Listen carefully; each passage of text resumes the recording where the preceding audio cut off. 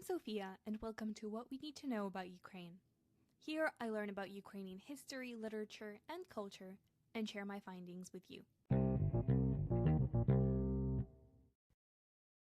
Today's episode is about Ukrainian cuisine, and especially its history and importance in Ukrainian culture.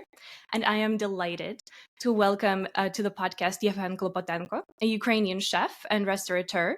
And Yevhen, you have a most impressive resume with restaurants of Ukrainian cuisine in Kyiv and Lviv, multiple cookbooks, winning MasterChef Ukraine, as well as probably most impressive is getting the culture of Ukrainian Borshch cooking to be listed as UNESCO Intangible Cultural Heritage. And I think what's wonderful about all of this is that through Ukrainian cuisine, which is easy to try, I think, mostly, we share Ukrainian culture. Anything you would want to add to that list? Oh, hello everyone. I'm not sure that I want to add something because I can add a lot of things about myself, but normally I'm a person who is like to act, to perform, than just to speak what I did because um, I think that that's better. You can do this. So for me, it was like perfect. Wonderful. Okay, great. So let's start with the basics. I think the first question that most audiences might not know if they're not from Ukraine is what is Ukrainian cuisine and how would you describe it to a person that's never seen it or tried it? Maybe some Uh, main dishes or drinks or something like that. I think that Ukrainian cuisine is kind of a bit of cuisine which been frozen for 100 years because of USSR and all other things which have been happening, and for now it's actually only is being forming because there is a lot of people who has a lot of recipes and a lot of traditions, and this tradition was hidden from people, and that's why normally it's the most hardest question for the people for the Ukrainians when you ask them call 10 Ukrainian dishes, and everyone can call very fast 3 or 5, and then they start they're stacking because they don't know what is that Ukrainian cuisine. And for now, how I see it's a combination of authentic cuisine with some kind of modern cuisine and some kind of cuisine which been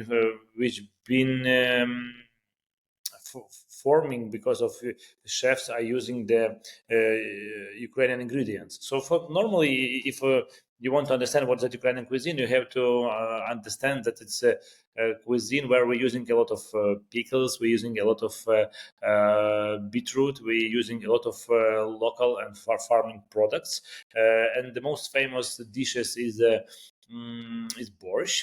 Obviously, it's our leader. It's the red beet soup, but never called borscht soup because it's like some kind of other thing for us. For us, borscht is it's like some kind of tradition, some kind of way of living. It's something that unites us. Second dish is a sirniki. Sirniki, it's normally only in Ukraine and in Greece, people frying cheese, and it's actually cutlet from the cottage cheese and some eggs and flour. It's also very Ukrainian dish because we're eating a lot of dairy. And third dish I can call the chebureki. Chebureki, it's a Crimean Tatar dish. It's something like fish and chips, but without fish. There is a raw meat, raw meat in a dough, deep fry, and this I think this is three dishes can describe Ukraine very good. If to speak about products, I can call like thousands of products, and for example, some smoked pear, or for example, we have the sap mushrooms, very unique. We have the chereshnya, or we call it vishnya. It's like cherry, but sour cherry. It's very unique for us. Also, we're using a lot of poppy seeds. Everyone adore the poppy seeds in Ukraine, and it's kind of a bit of everyday, every holiday people eating poppy seeds. And if to speak about the drinks, it's a fermented bread drink which called kvass, like a root beer, but it's a bread not beer, so it's non-alcoholic bread beer. And also the white beetroot is like 100 years ago, it was the main beetroot in Ukraine, but for now we're eating it's lost, so we're eating the red beetroot. Wow, very, very interesting, actually. So you mentioned basically Crimean Tatar food as part of Ukrainian food. Yeah. So that comes the question of what is a nation's cuisine and how do we determine that? Does it go based on, the specific nation of people that have invented the food, present day borders, or because Ukraine is a very multicultural country, changed its borders many times, the language borders are not lining up with the present day 1991 borders. So how do we say that this is what Ukrainian food is, or any nation's cuisine is? It's a very complicated question, but also it is very complicated, and the same way is a very not complicated, very simple answer um, because there is two meanings of the nation. There is like politic nation and the political nation and like nation. Nation is just about the people who are living on some territory with some borders, and political nation it's a nation. It can be actually a nation even without the border. So there is like political nation Ukrainians, and there is like Ukrainians like nation who are living in some kind of borders. But borders, as we know, can change, but it doesn't mean that a political nation can change. Normally, food is, if you want to describe them, some kind of how I'm doing this, how I'm describing the food of the nation. So normally, there is only one or two dishes which can brightly describe the nation, and it's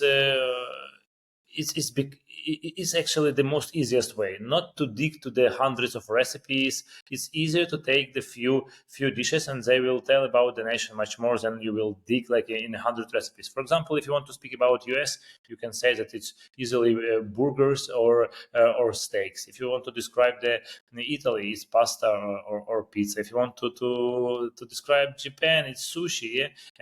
If you want to describe Ukraine, it's Borshch and sirniki. So normally, I think that it's enough to describe the nation. But if you want to understand, like even like every 30, 40 years, the food which nation eats, it changes.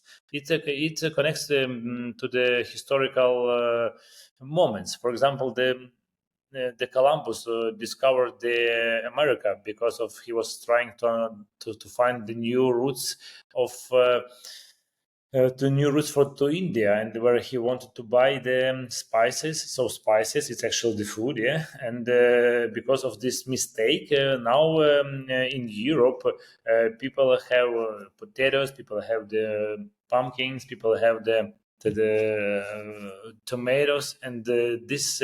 Ingredients, they start to change the culture of each nation. So it's kind of bit the most interesting moment that borscht, for now we're cooking with beetroot, with tomatoes, with potatoes, but normally 200 years ago borscht was totally different, without the potatoes, without the tomatoes. It was just even it was not red. Everyone in Ukraine thought that borscht is red, but 200 years ago it was totally different.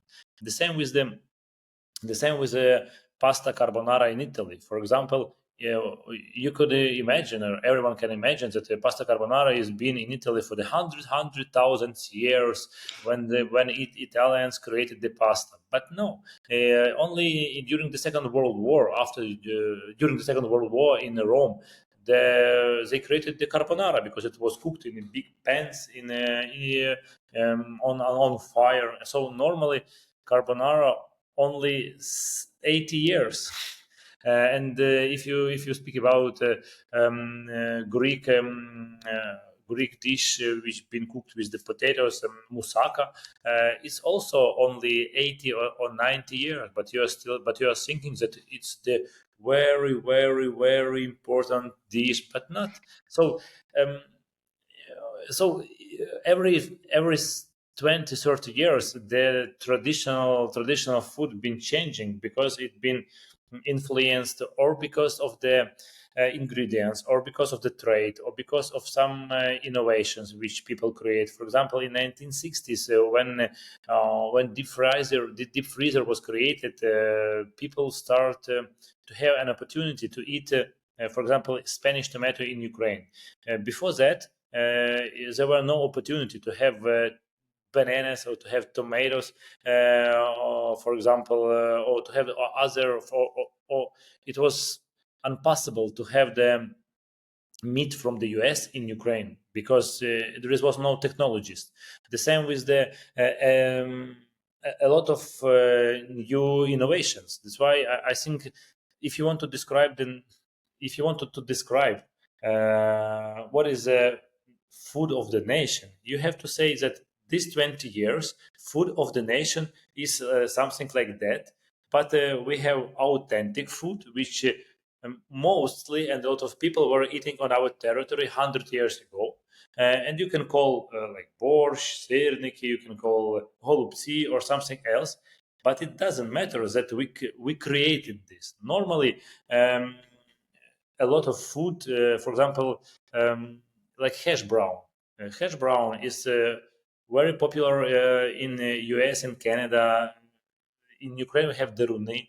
If we will go to the Moldova, to the other countries, there is other type.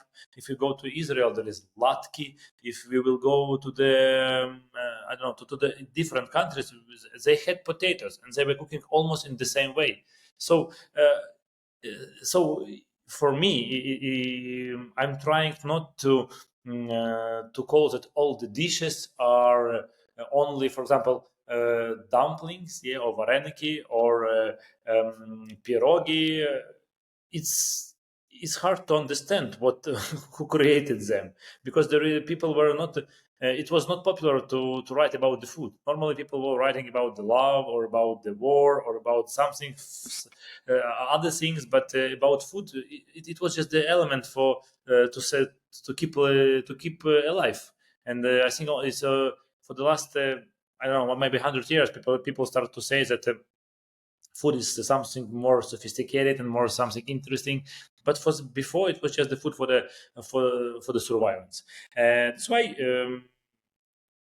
you have just to describe, so what is the food of the what is the when some dish become the dish of the nation, when it starts to be much more wider than just the food. So, for example, when in US there is index of Big Mac, it means that people can understand how well they are because of the food. So that means that Big Mac start to be much more important for the nation than food. If pizza margherita in Italy is been colored in the three colors of the Italian flag, like green, white, and red, it means that pizza margherita start to be not just this pizza; it start to be like a symbol which when you cook the margherita pizza in I don't know, in Argentina, you see the Italian flag, and that's, I think, much more can describe the nation. That's why the same with the borscht. Like for Ukrainians, borscht is something much more important than just the borscht, because we have the surnames of borscht, we have the proverbs of borscht, like "don't over borscht," it means don't over salt, and we have the cities, no, not cities, but villages which called borscht, and we have a lot of. It's like more lifestyle for us, and that's mean that this dish of Ukrainian nation. That doesn't matter what kind of country was here, but people who were living here, that's Ukrainians, and for them all the time, for people who were living on this territory, which now we call Ukraine, borscht was very, very, very important, and that's the answer to your questions. That's not a lot of food for different nation is so important. Yeah. Okay, wonderful. So that's bring us into history and culture, and why cuisine is important in history and culture. Because I think it definitely is. Well, because it is. So, Yes. you said in an interview with the Associated Press that food is a powerful social instrument by which you can unite and divide a nation. Um, I think borscht is actually a perfect example of it, right? Because we have so many different varieties of borscht, and everyone thinks that their parents' borscht is probably better. And yet, and yet, it's the same dish cooked in many different ways that really did unite and does unite a country. Yeah, and what is the question? Okay, the question is, what do you think about the?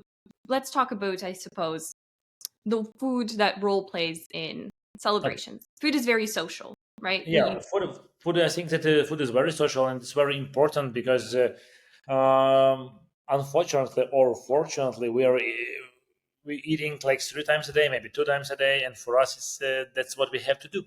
And it's the same with the language. We normally have to speak and we have to communicate with the people. Maybe someone don't want, but we have to because we are social animals, or maybe we social human being is a social element. That's why we have to speak. That's why language is a social instrument because without the language it's hard to communicate. The same with the food. It's hard to live without the food, and that's why food start to unite the people. Because when you see someone who is eating food like you, it means that this person similar to you. And when you see that this person like some food like you, it means this person, you start to connect to this person. And the social instrument, it means when it can when it can influence to the people connections. For example, if I will have one table and I will put nice food, the nice food which everyone will like, it will mean that this food will unite this table, and this food will unite the people. And in Ukraine, there is thousands recipes of borscht because, and this describes the Ukrainians, that in each family, each person has each own like idea what is at borscht and how it has to be and what taste it has to be. That's why it's the same with the Ukrainians when they communicate. Each Ukrainian understand and know how to do better than not borscht. Just if you will ask what the politics has to be, each person in Ukraine has its own idea how to do in a proper way, and that's borscht. The same with the borscht. That it describes how we are different, but in the same time we are united because we are different, but still we are different with the ingredients of the borscht, but still is this. But we unite because the one is it's borscht. It's not other dishes. We can quarrel just about the elements in borscht. So it means that we are united by this dish, and it means that it's very powerful social instrument. And because of the food, it's easy to change the people. When, for example, if you're eating, if you're speaking, I don't know, German language, and you're eating German food, and you have German religion, it means that you're German. The same if I will give to you Ukrainian food, and I will teach you Ukrainian language, and I will give you Ukrainian religion. So you will start to be the Ukrainian. Yeah, maybe you will be born. Maybe originally you will be from the German, but normally you will start to be the Ukrainian. That's how it works. That's why if you will give to someone Ukrainian cuisine, it means that you give the part of the culture to the Ukraine, to the from Ukraine to the people. Yeah, and I 100% agree. And food is such an important part of culture. For example, we can take Easter or Christmas, right? And the 12 dishes on Christmas each have their own mystical and symbolical meanings Yeah. from pre Christian pagan times as well as kind of the Christian times. Um, so, yeah, it's very, very cool. But how much do you know about Ukraine's connection to bread? I think bread is quite historically important, right? In, for example, the 14th century, bread was eaten with every meal, even dessert, and there were foreign travelers talking about how much bread there was in Ukraine, and then of course, paляниця, very famous word for how it's not able to be pronounced by other people, or even bread as being the symbol of the Holodomor, which is not as fun but still very important. So what can Yeah, we talk about bread? but normal. We have to understand that till 19th century, more or less, normally bread was it was like 60% of the all food which people all around the world were eating. It was bread. Yeah, the most rich people, they were eating maybe some expensive ingredients, some romantic ingredients, which we normally speaking about. That some nations they had like caviar and all like this expensive thing, but normally the 90% of people they were eating just the bread. And even if you will, if you want to discover the real cuisine, you have, for example, to check um, when the war starts in the different period of the history of different countries. You have to check what the soldiers took with themselves to when they were starting to go to the battle, and mm, you will understand that they took with themselves bread and a flour, and it's all like it was mostly everything. So when they were fighting, they were eating bread, and they took the water and they put water to the flour, and they had just the water with the flour, and that was the normal thing for everyone. And the bread was why it's so important, because it saved the lives. It was like main dish. It was the one of the most important ingredient in the whole world, because it was hard to there were no freezers, there were no electricity, and it was hard to preserve the food. It was hard to save the food. I know it's hard to imagine what people were eating even 400 years ago. It was totally bread. That's why for now I think that it's so important. But for now it's not important at all, because we can buy everything. And 400 years ago, it was totally opposite situation. You could buy nothing. That's why bread was important. And for Ukrainians, I think that it has um, some special maybe. We have some special love to the bread, because if you want to speak about Easter, and we understand that the main dish of the Easter is actually called Pascha, but it's still bread. So the 600 years ago, 700 years ago, it was just some kind of bread, and during the evolution of the people, it started to be like a fancy bread, but still it's just the bread and nothing else. So on the most important for the religious people day, the most important dish on the table is bread, and that's actually gives the answer for the question why it's so important. I don't know, but if you see the bread still till now, so it means that when the religion was quite 10 times stronger than now, even like 300 years ago, and people understood that it was the most important thing, and bread is the answer that it was main dish. But also when the Holodomor happened in Ukraine, people bread started to be the one element which could literally save the life. And that's why for now, when in Ukraine, when you cannot just throw away the bread. I think that in different countries you can easily do this. You can easily do this, but in Ukraine, when you throw the bread, it on our DNA level, we are thinking about the Holodomor. That's why when you throw away the bread, you feel something inside that you did something wrong. You cannot understand why, because for you it's like it's just bread. It costs like not much. You can buy a new one, and it's not fresh bread. You can just easily throw away. But when you're doing this, you feel something inside, and I think it means that our past, speaking with us through this non-understandable emotions, because I don't know what is happening, but all the time it's hard to throw away the bread. And that's also the answer why it's important for us, because it's saved the lives, and it was the symbol of the most important Christian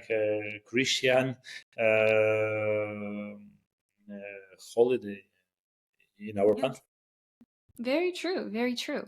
Well, then we have Ukrainian cuisine and Ukrainian literature. Obviously, food is represented everywhere, but I think in Ukrainian literature specifically, you can see so many examples of dishes that perhaps we don't see as often anymore, or we see all the time.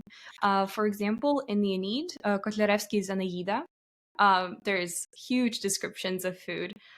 So I will just read a short little English translation of one of them. Um, they spent their time in eating cates, sweetmeats and confessions rare, with wheaten dumplings filled their plates, and puffy rolls with caviar. Garlic and borscht and sauerkraut, mushrooms and berries joined the rout. Hard eggs with tasty kvass were here, and a delicious omelette. By foreign chefs, one zest a wet. All this food they drowned in beer. But translation, you've been there is one moment that you translated a lot of dishes, just people to understand what is it. But really, in original document, it means totally other thing. So when you told sauerkraut, people will think that we had sauerkraut in the 16th century, but normally not. Or I mean, in 18th century, but normally not, because it was kind of bit of other dish. Yeah. And then in literature, normally there is a food, but this is the most important book for the Ukrainian literature, because it was written in the Ukrainian language. It was the first book which were written in Ukrainian language, and it's the biggest book where Kotlarevsky, the famous author of Ukraine, he saved near 140 recipes for the future, and because of him, I started to discover Ukrainian cuisine. If not he did this book, I think that I would never start to cook the authentic cuisine, because my question was why these dishes I never were eating. So it was the secret, was the message that you have to find the real recipes of which are already lost to reveal the Ukrainian gastronomy. Yeah. Well, I think Aeneida in general is known to be an encyclopedia of Ukraine. There's so many different cultural information in there with clothes and everything that you just don't see anymore. That's just listed in there in the most wonderful way. So that's great. But yeah, I think food really does represent, for example, in Mykola Gogol, when he wrote Evenings on the Hutor near Dykhanka, he opens with this Ukrainian man inviting everyone to come to his house. And then he starts listing how wonderful the food that he has is, and that you have to come there because of the wonderful food. So I think um, we can talk about that as well. I think that here, when I'm reading the Hohole, I think that he was born in Poltava region, and Poltava region, it's the most gastronomic region in Ukraine, and I think that he was reading about, and also Neida Kotlarevsky, also from the Poltava region, and I think that the people who are living in this region, they wanted to speak about the food, because food was the huge part of the lifestyle of these people. And yes, the way when you come to Ukrainian family, when you are invited to someone, normally you will have the food. It's I don't know when someone is asking you to come to my house, and normally you will have a lot of food. I don't know, maybe in all the other countries is the same, but for us it's so important, because if you will come to someone's house and you will have no food, it will mean that nobody waiting you there. So it's also the food is a symbol that you've been waiting, the people were waiting for you. So and it means that you're important guest. And for us, the food is the, I think that we've never been very rich nation, but we all the time were they were a generous nation, and to share the food for us, it's very, I don't know how it goes, sacrifice moment, or I don't know, it's most moment for us, which shows our connection to our friends. Mm-hmm. Yeah. Okay. Let's go to the history of Okay. Ukrainian cuisine. When Yeah. would you say that Ukrainian cuisine started? Because you'd say that I would, from what I've read, is that the all Ukrainian national cuisine we know today started at approximately the end of the 17th, beginning of the 18th centuries. But really, it's been there for thousands of years Um, in some form.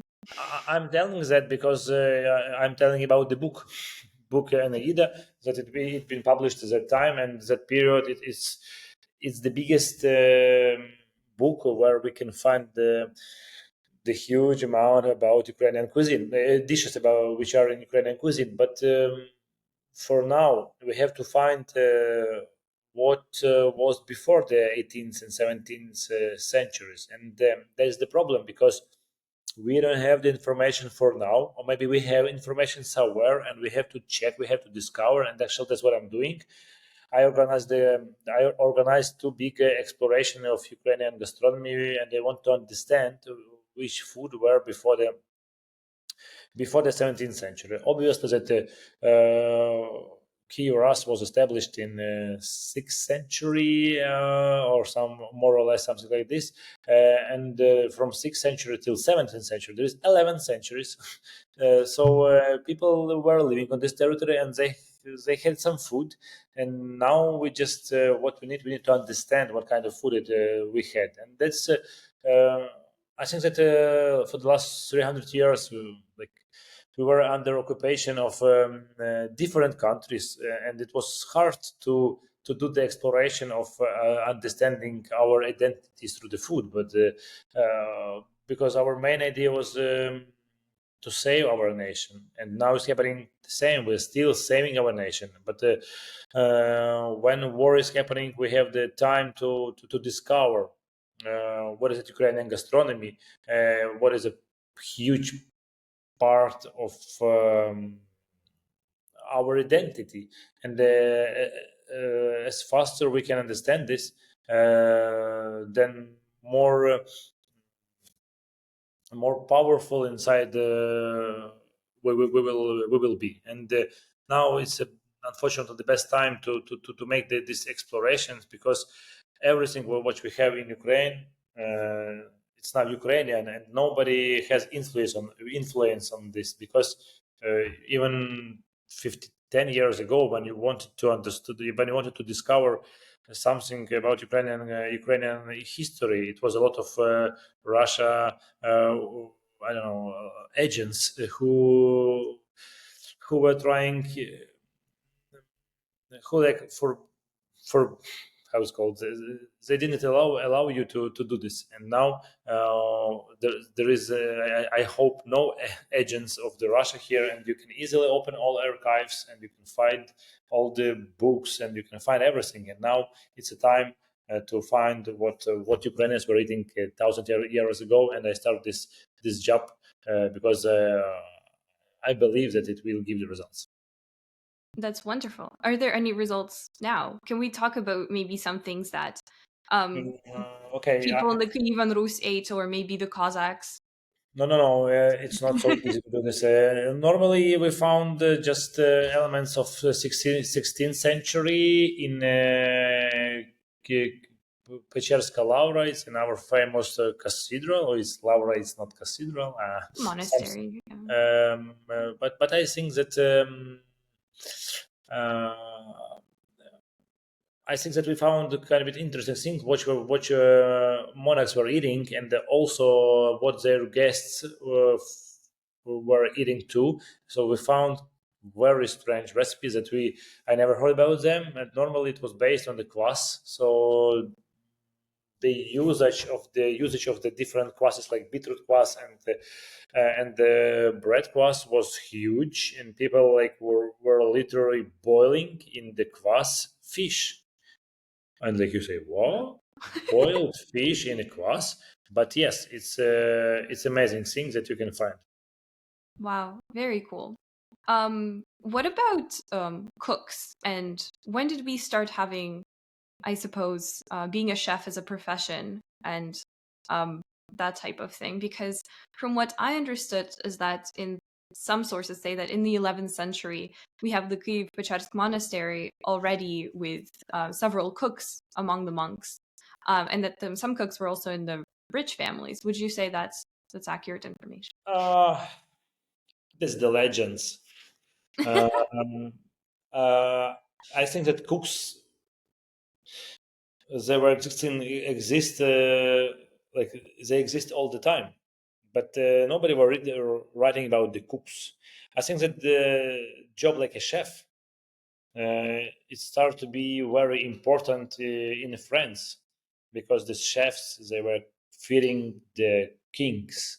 I think it's more or less 16th century, 17th century. It's the when the profession of chef started to be only in one country like France started to be very popular. Before that, people who were working with the food, it was just poor people without the ideas who they never could write, so they were like not the best people in the world, and that's why I think that it's hard to find the documents, historical documents where is it written that cooks were existed. Maybe you saw somewhere because me not, and I was never interested when the profession of cook been created because I think and I believe that it was for the all the time when the people were created and the cooks were created, because if you want to live you have to cook. I think that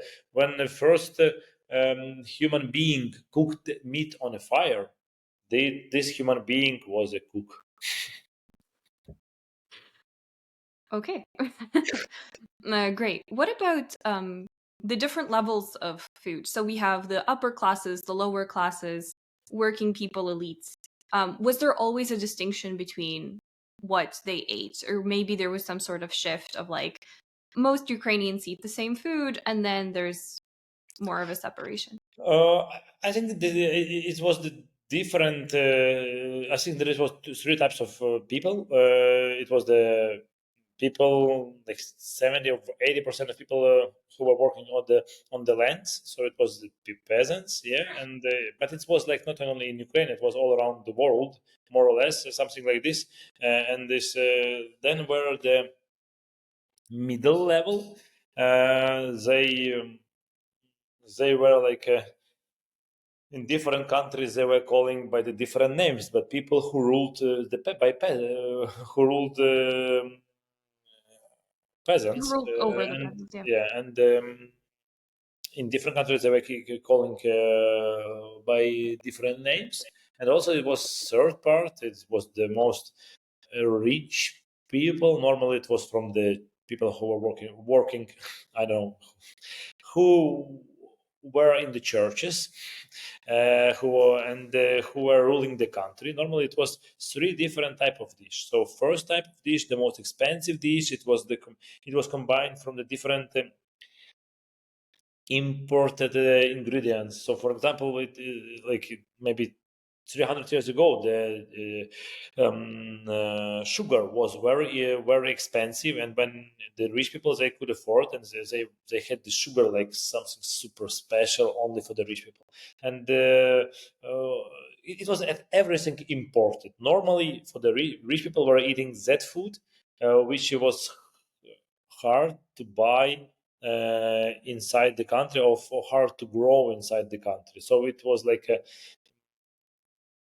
people they were trying to eat only very abroad food. Yeah.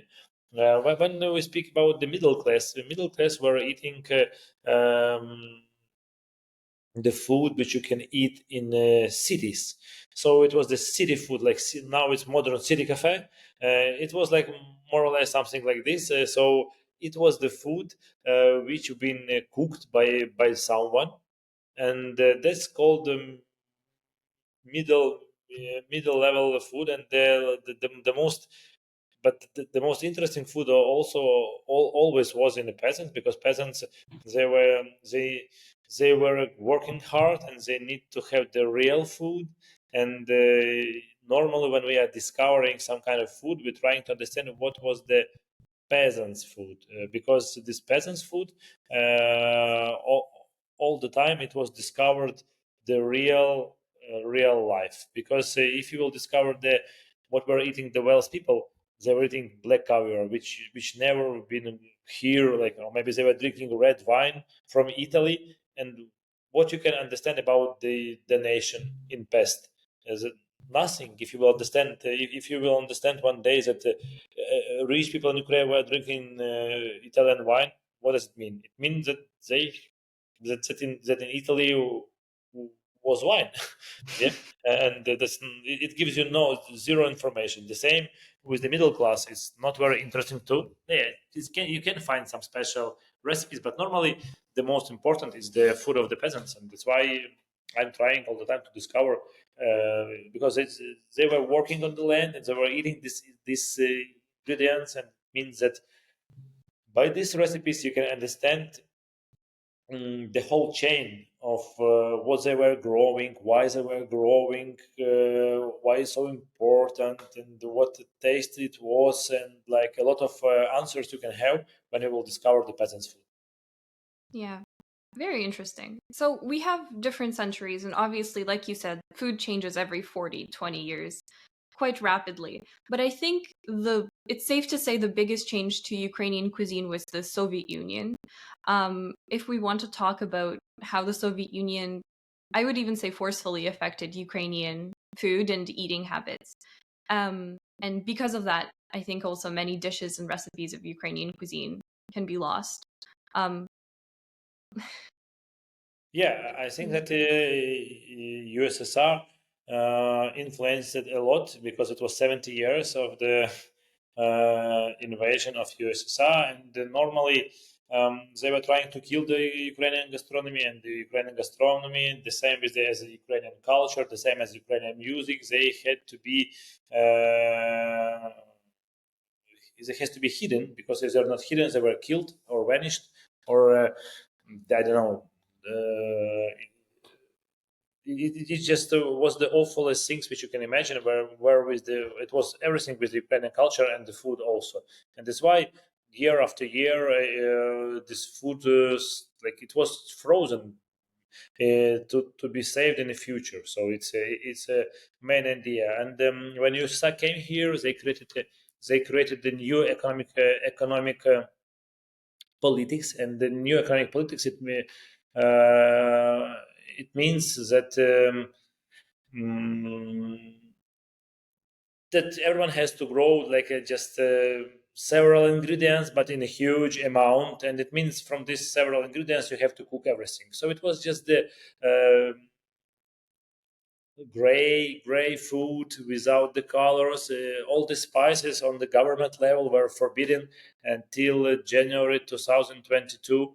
So normally spices only now you can use in the different government institutions. Before that, it was forbidden, and it means that you had just the black pepper, you had mayonnaise, and you had salt. It was all spices which you can use, and it means that life under your society was gray, and it was like unhappy at all, and all the food was unhappy. It was gray, and you can take the potatoes, cabbage, I don't know, potato, Potatoes. cabbage, beetroot, onions, and mayonnaise, black pepper, some herring, and you can do whatever you want. Maybe eggs, and you can create from these seven ingredients whatever you want. I think that now in North Korea, people are doing totally the same. I think that they have 15 ingredients, and they are playing with them in a different way. But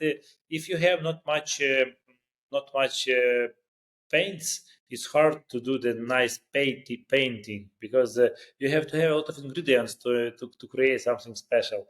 And that's year after year the Ukrainian gastronomy were killing, and the Ukrainian tastes were killing, and that's why um, even now uh, for when you give some some spicy food. People don't eat spicy food in Ukraine because spicy, like our testicles are not used to this. I think we need like a 15, 20, 40 years more, because now you can easily eat a lot of red pepper and all this nice aroma spices and herbs.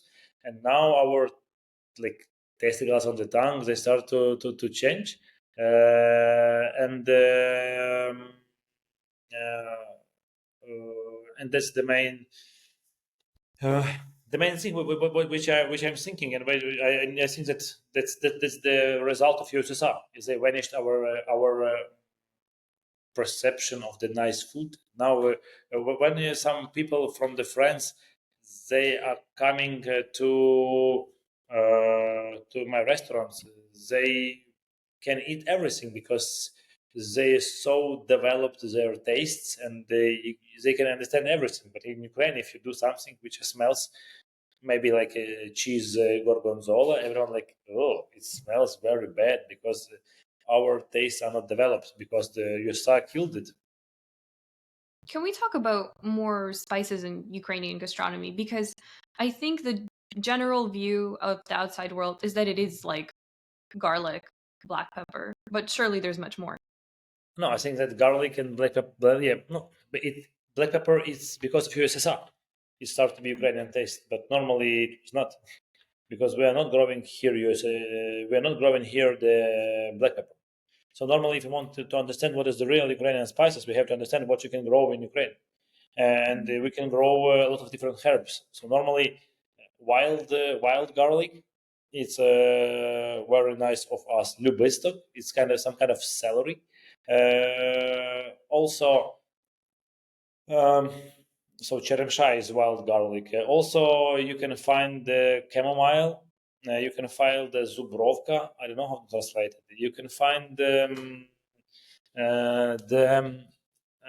edelflower. You can speak about the wild oregano, which we call materinka, and we can speak about marigold. It's also the spice, and we are eating. We are having this flower, but we are not eating now. But normally we could eat them before. And some kind even of the marigolds are calling the American saffron. So it's spice, but we are afraid because it's flower. We're not able to eat the flower in Ukraine because it's some kind of strange thing. Also juniper. Also. Different names which nobody knows, because these ingredients, they've been in the forest, and nobody were eating them, because we were only drinking them, but we were not eating. Mm-hmm. Yeah. Can we talk about also the different oblasts and their gastronomy and how it's very different, and I guess maybe some of the ones that you would like to point out as uniquenesses? I think that we have the regions, or we have the oblast. The oblast, it means that we have 24 different oblasts, but mm, they are not describing the real Ukrainian food, because normally we have regions, and we have like 6 or 7 regions. And if you want to understand how the food is changed, it changed from region to region, but not from the oblast to oblast, because oblast is the administrative element.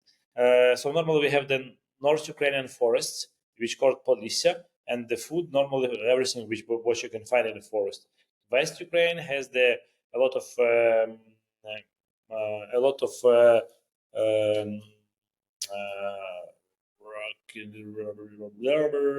maize, but Mountain? not maize. How it's called? You can say it in Ukrainian. Kukurudza. It's Corn. corn. Yeah. Corn. We have a lot of in West Ukraine. They have a lot of corn, and also they have the because potatoes is growing not very good because of the mountains, but corn is good. That's why they have a lot of corn and a lot of different milk thing, dairy. If you're speaking about the South Ukrainian, South Ukraine, we speak about the sea, and we speak about all the fish which you can find in the sea. If we speak about the steppe, it's just the central Ukraine, and there is not much food there because they're growing not good and not good something. Also, we are speaking about the Slobozhanщина. It means about the Poltava region, and Poltava region they saved the tradition, the most tradition which has been saved in Ukraine. It's actually in that region. And also we have East Ukraine. East Ukraine, it's also the traditional peasant food which you can find. So there is how much six regions, and by these 6 regions, food have been changing really good. Like I think you can, if you will go from one region to other, it's going to be like different. And yeah, but normally there is no 24 oblasts. It's been we have 6 or 7 regions of this. Okay, that's amazing. And I think we can conclude with your recovery efforts of Ukrainian cuisine. If you would like to talk about that, and any final thoughts that you have of things that we didn't speak about but you think are very important. I think that Ukrainian gastronomy is the future of the world gastronomy because the idea of that because